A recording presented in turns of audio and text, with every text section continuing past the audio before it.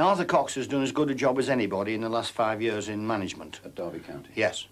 Arthur Cox has got a side from the 3rd division into the 2nd, into the 1st and all that type of thing. He's done it on low budgets. He's a bit lucky because when there's no money, he blames Maxwell. And to be fair, you blame Maxwell for anything. Him and Murdoch have done, I would say they've lowered the standard. You'll never get this, but we'll try, because they own half a television. The two proprietors of our two national newspapers, the Daily Mirror and the Sun, are Murdoch and Maxwell. If I wanted to improve the standard of life in this country overnight and somebody gave me a magic wand at Christmas, I would have them removed from this planet. But you write for the Sun. For me sins. I mean, seriously, people looking at that would say, well, that's double standards on the Double part of a standard. man who We've we all admire. got double standards. Remove them. I only answer your questions. If you don't like the answers, that's your problem. Don't come back again if you don't like my answers. We have the worst Minister of Sport at this particular time than we've ever had since the office was created. Now, why do you say that? Because he is a dampener on everything and anything. He does... How the man can go around talking about sport, and particularly football, because I'm interested in that, and putting us down all the time, I will never know.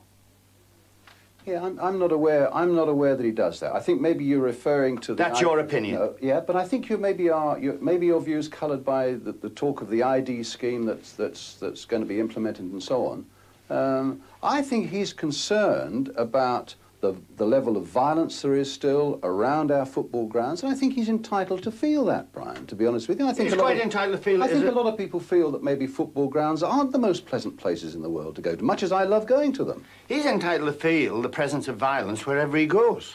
He's entitled to feel it in London. If he didn't have a chauffeur-driven car getting from wherever he works into 10 Downing Street, he'd feel the violence there all the time. If he ever got on the tube, he'd feel it.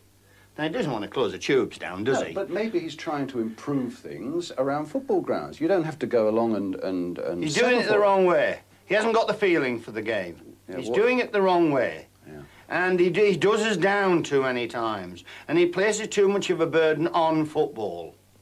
It's not football's burden. We're doing our best. We work hand in hand with our police, and we do our best. And the violence has been reduced dramatically throughout the country.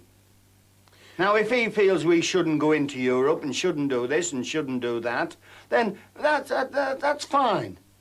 But don't let him put it on football's side. There's far more people go to Spain in the summer drinking lager and causing trouble and have never been to a football match in their lives.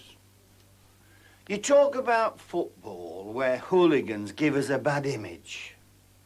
What worse image could we have had portrayed over the last 2 months than the goings-on at Old Trafford, the biggest club in Europe? Now, that's got nothing to do with hooligans. That's got something to do with a guy who either wants to make some money, get out, another guy who wants to get his big head in the paper, and so on and so on and so on. Television and newspaper proprietors actually buy football clubs to get their big heads in newspapers, you know. You'd be amazed at what lengths they go to. Now, the game's just the same. If there's anything the matter with the game at the moment, it's just the people that's in it. But the game's lovely, game of football.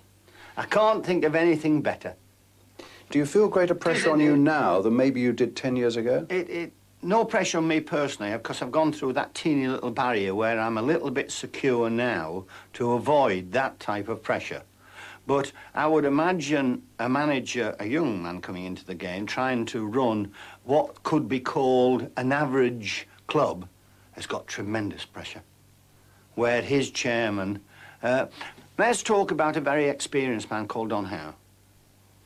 Now, Don Howe is an extremely experienced man in football. In fact, he's that experienced. He's got 2 jobs at the moment, which is good. There's not a few of us got one, never mind 2. He works with England, and he's manager of QPR at the moment.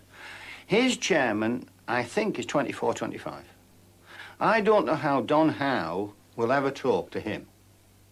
And I think if his chairman, for example, says, well, we are QPR, we are not reputed to be one of the biggest clubs in the country, but I want to win the First Division Championship, I think Don Howe should get down here straight away, and we'll get a canoe and we'll go straight down the Trent. I don't mind him saying, well, wouldn't it be nice? As long as you don't expect it. But the game, you feel, is still a glorious one? No. Still in it. I can't think of live stuff that's any better. I give the... When people criticise football, I turn round and say, whether it be you or whether the gentleman behind the camera or the sound lad, I just say to them, just as you're doing your particular thing, I wish somebody could give you a whack in the back. So you know how a footballer feels, just as he wants to put it in the net.